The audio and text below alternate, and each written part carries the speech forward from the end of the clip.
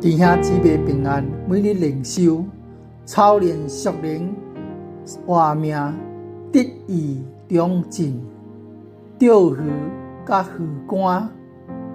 彼得后书第1章第6到第8節。有了知識，閣要加上節制；有了節制，閣要加上忍耐；有了忍耐，閣要加上虔誠；有了虔誠，閣要加上愛弟兄的心；有了愛弟兄的心，閣要加上愛眾人的心。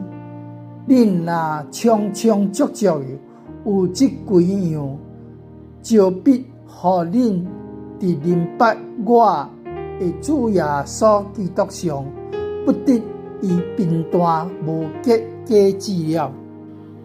有一個細漢囡仔佇河邊看到一個老人咧釣魚，老人無偌久就釣到了規籃的魚。老人看到細漢囡仔可愛，就將規籃的魚送予伊。細漢囡仔搖搖頭，講：我想買你手中的釣竿。老人問着講：你要釣竿做啥物？囡仔講：這坑的魚無偌久就會食完了。若是我有了釣竿，我就會通家己釣，一世人也食袂完啊！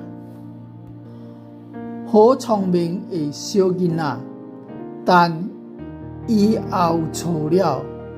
伊如果有了釣竿，連伊一隻魚也食袂到，因為伊袂曉釣魚的技巧，所以單有釣竿是無用的。因為釣魚需要的無在釣竿，而在釣魚的技巧。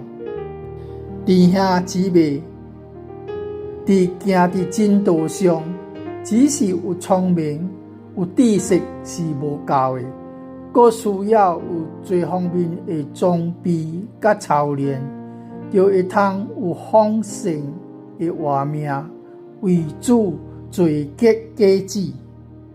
咱三甲來祈禱，阮佇天頂的爸，感謝你將天頂各樣的屬靈福氣，一切的好處，攏賜予阮。阮也需要有主佇阮的生命中帶領阮，無單是終身得救，靈命也要有不斷的長進成熟。求主幫助阮佇生活中學習甲操練各樣的美德，互阮靈命長進，活出美好的見證，佇事奉上結出美好的果子，帶領人歸主。祈禱是奉主耶穌基督的名，阿們。